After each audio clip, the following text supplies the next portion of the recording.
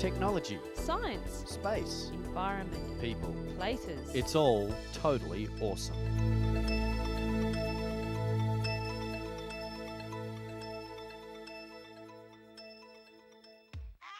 Hi and welcome to the show. Today, a very special patrol set up to save the lives of some endangered giants.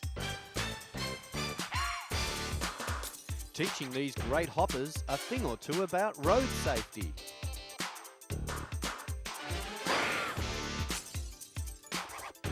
We go to a cinema where you can really get involved in all the action.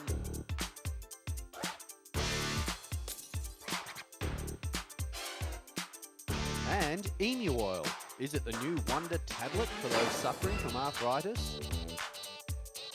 We'll find out this week on Totally Awesome.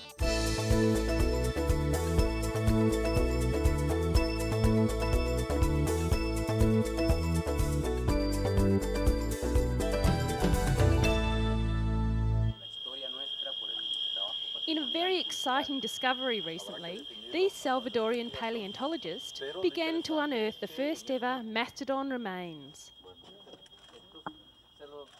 Found in the small Central American nation, the fossils, which date back 6,000 years, were recently discovered just north of the Salvadorian capital.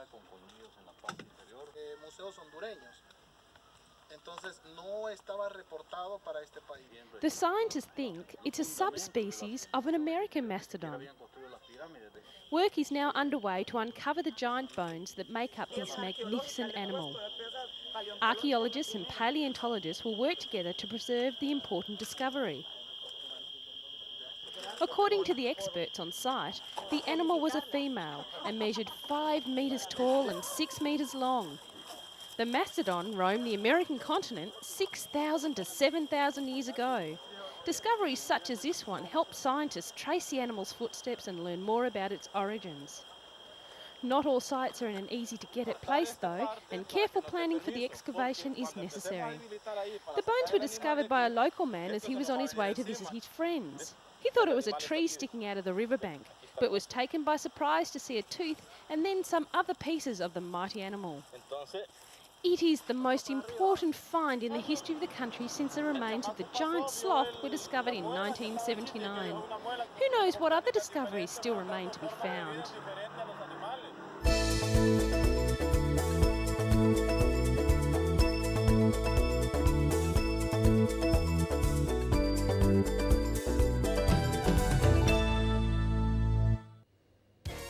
Still on amazing discoveries, a 2-acre covered courtyard in the centre of this museum has been opened to the public for the first time in 150 years.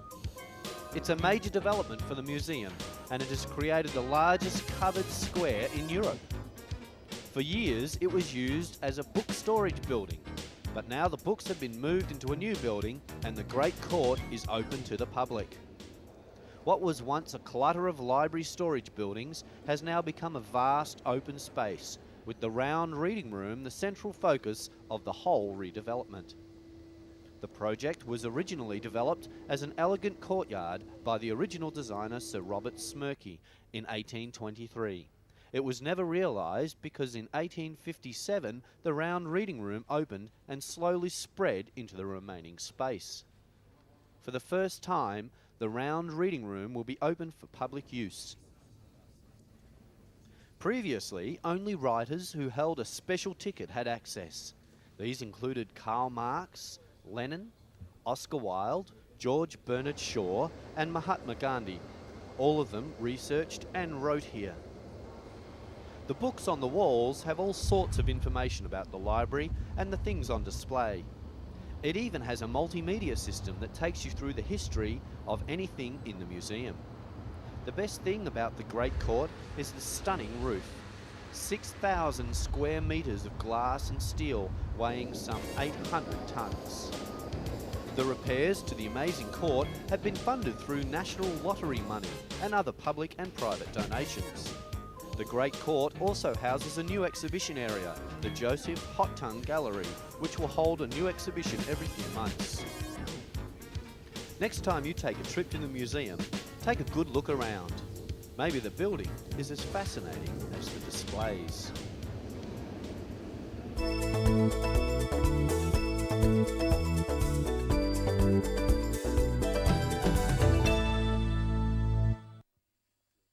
Here's one job that's head and shoulders above the rest.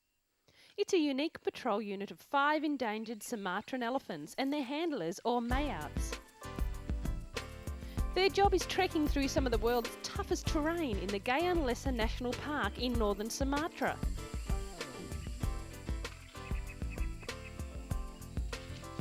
Of course, there's the cleaning up to do first, and boy, I bet they wish these guys were toilet trained.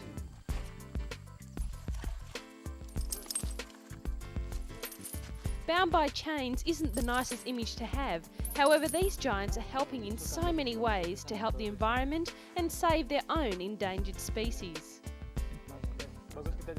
The park is nearly 2.5 million hectares of tropical rainforest and is the only place on Earth where 4 of the world's most spectacular animals, the orangutan, rhinoceros, elephant and tiger, can be found living together.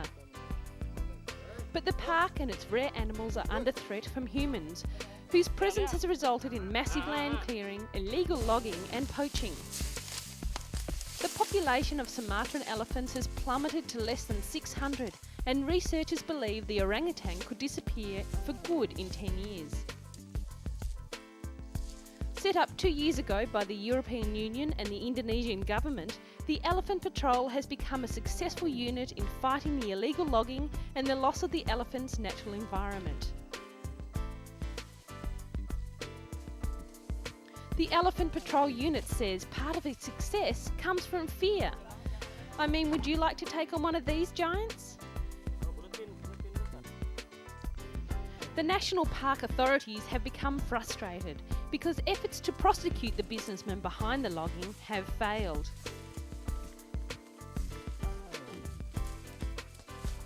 But there has been success in reducing some of the logging within the park boundaries, and that's due to the work being done by the Elephant Patrol.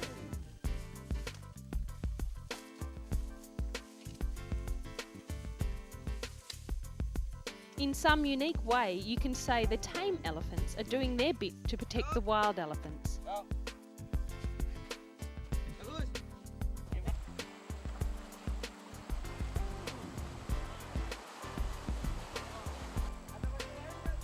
It's a tough job, long hours, exhausting heat, thick jungle, but at the end of the day there's something to look forward to.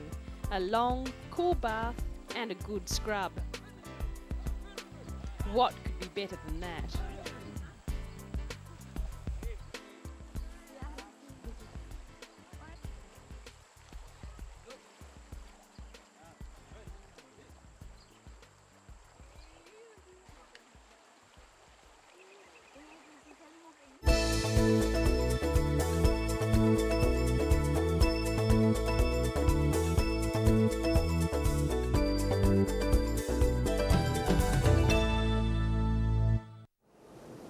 It could be anybody's worst nightmare, a fire breaking out on board an aircraft.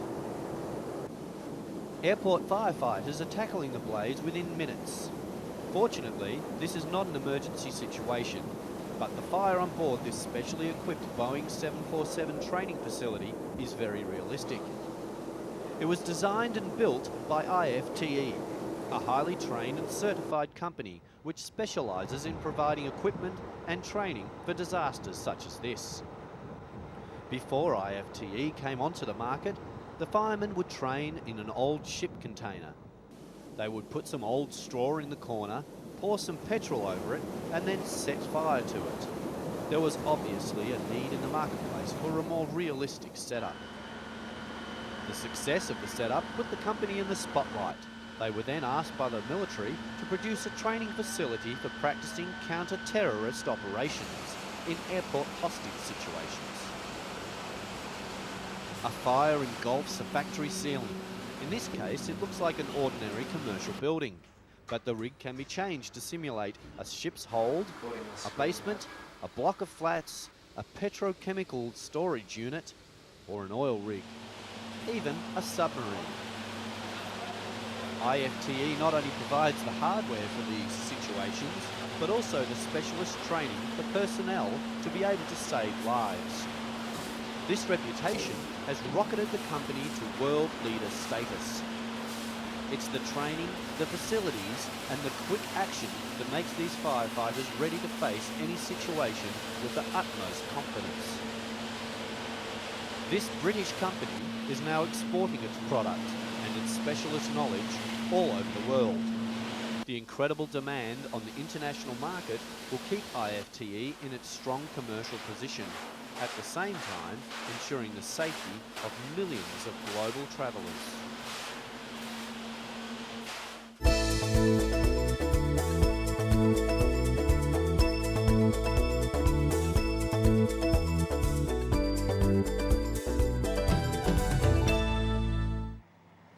These guys might look cute, but they're not that smart. When it comes to crossing the road, that is. Thousands of migrating Russian frogs are risking their life to hop across busy highways in search of spring